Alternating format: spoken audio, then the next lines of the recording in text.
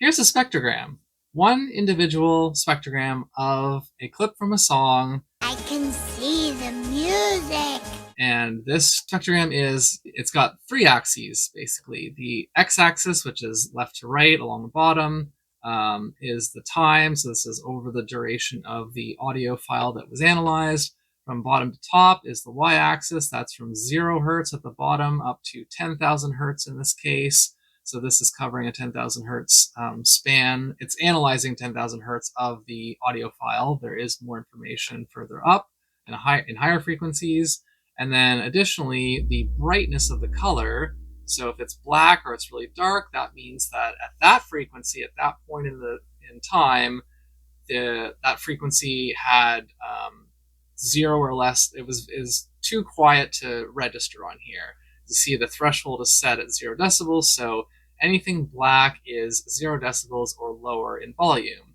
And of course, these things that are like this bright orange or bright yellow are the loudest, so those are the ones that stand out the most on here. So you can see from this that you can kind of see that there's some stuff going on, mostly here between 0 and 4,000 hertz, but in the kind of latter half, there's more stuff starting to happen up in the higher, the high mids, as they're called.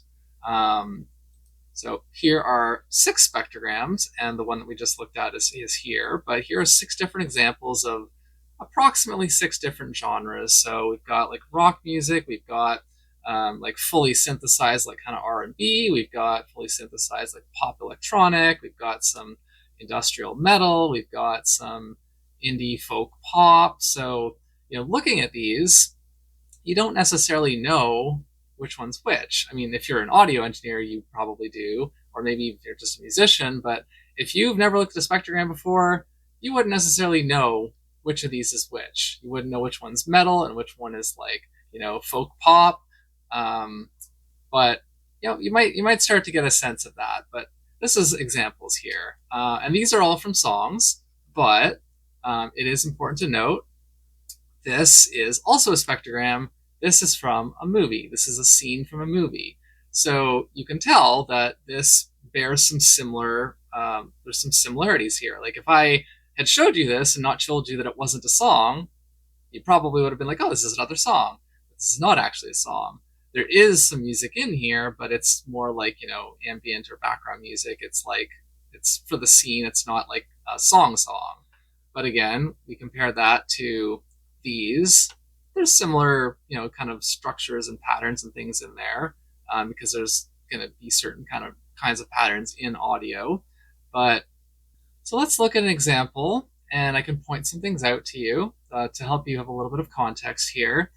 So apologies if this isn't exactly your preferred style of music, but this particular sample is really good for illustrating a few specific things really quickly, because I can't spend a ton of time on this for the video. But if you want to see a deeper dive on this, leave a comment and let me know.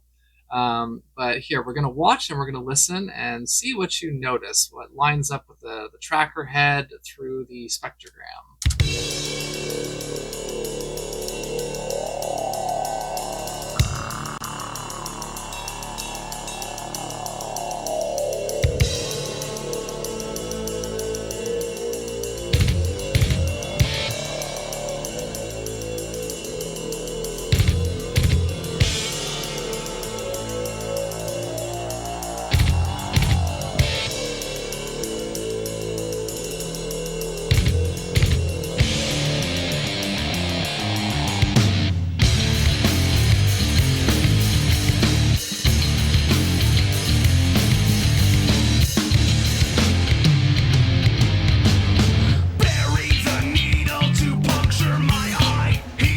So there, you kind of get the idea. So I'll just point a few things out really quickly here.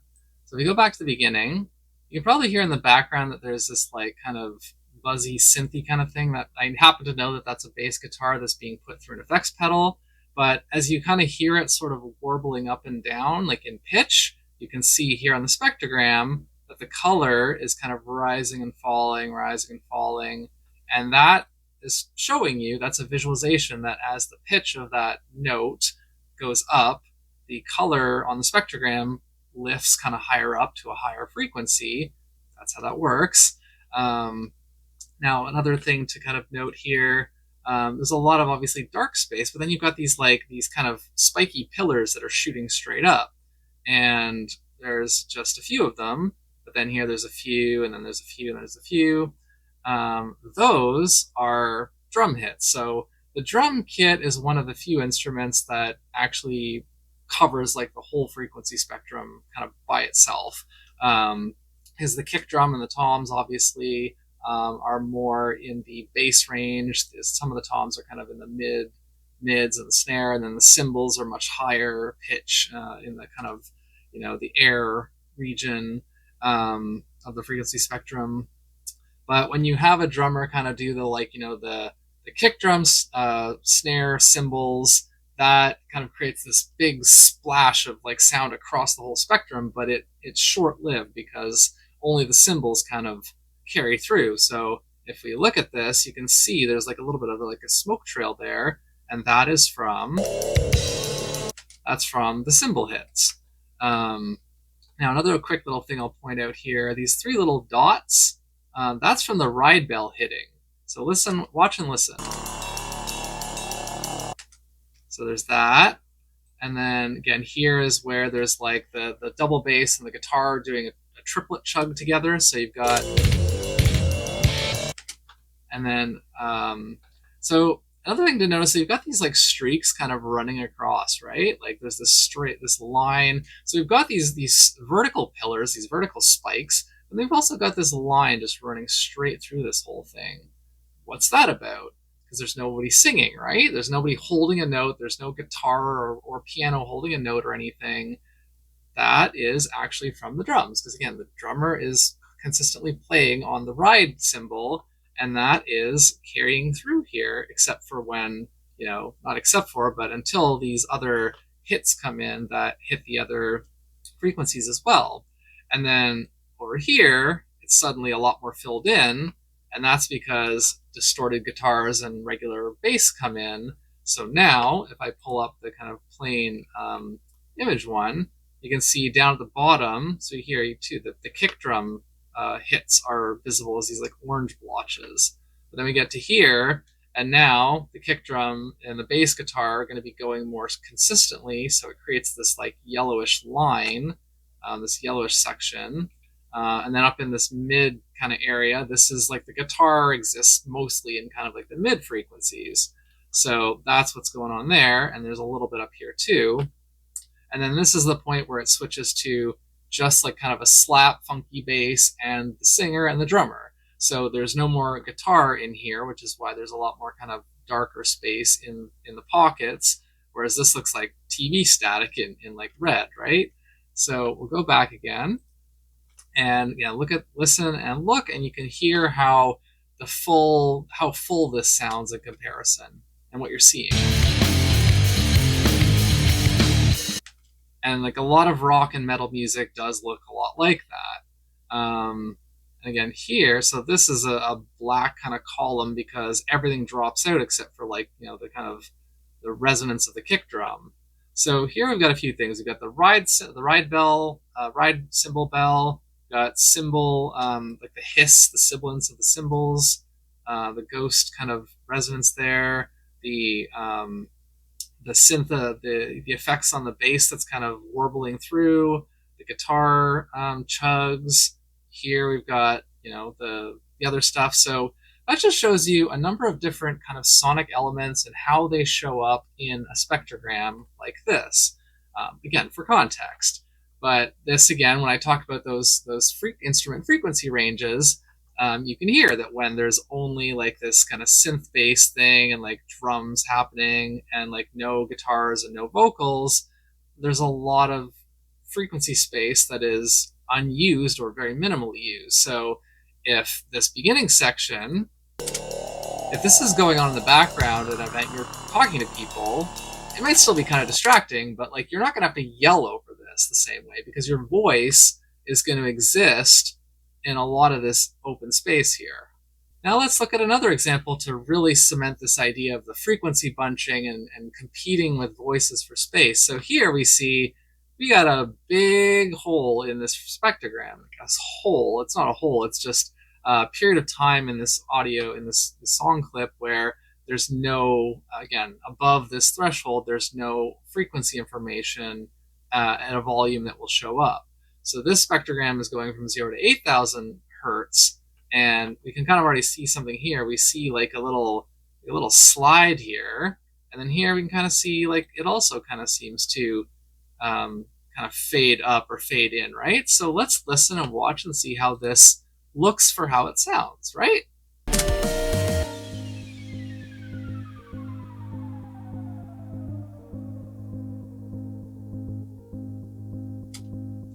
Now, what do we notice about how this sounds right now? Like, look, listen and think. How does this sound different? Is it clear? Is it like really present? How about now?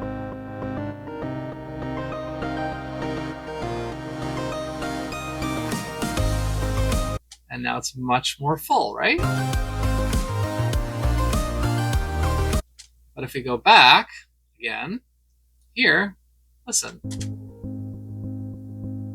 Kind of sounds like that's like muffled and far away and like down a tunnel, right? Like it doesn't sound like it's, present.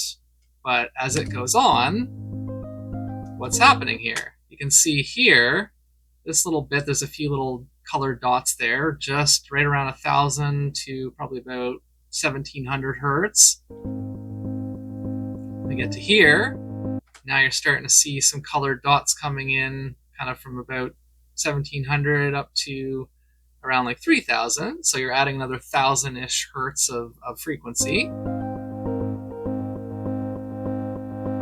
And now another 1,000 or so. And now here it was kind of faint, just very faintly starting to kick in above 4,000. And now this next little bit, we've got it right up the thing. It's not as loud, but it's all coming back now.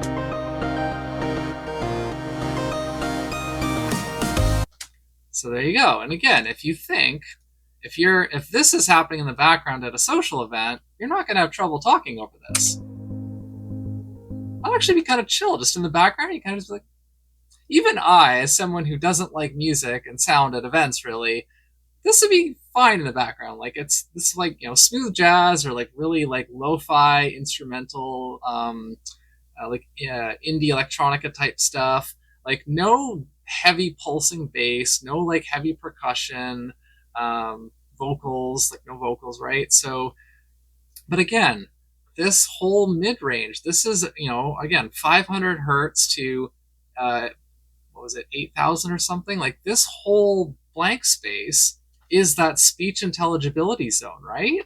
So let's bring that chart back up here. So, right, see, let's look at this again. So our speech intelligibility zone, 500 hertz up to 4,000 hertz. What is almost entirely empty here? A little bit. It's about 1,000 to 4,000 is open here, and then starting to come back in. But like even when we get to this point where it's starting to come in, like now in this point here, the whole human speech intelligibility zone has frequencies happening again in the music, but it's still not like overwhelming and overpowering, right? It's still pretty chill, pretty calm, kind of relaxing. Like it's not too bad. Now, again, now we've got Ted and the woman yelling at each other and not understanding each other at all because the speech is being drowned out by all this frequency that they have to compete with. This is the problem, or this is one of the problems, I should say. So here, let's look at this version of it again. I keep showing it in different ways, different contexts to really make it clear and obvious what's happening. So in this case, I have circled the part of the live view spectrogram that corresponds to what you're hearing in that particular part of the kind of static one with the little playhead. So let's watch and pay attention to the area here within this kind of whitish circle that I've drawn.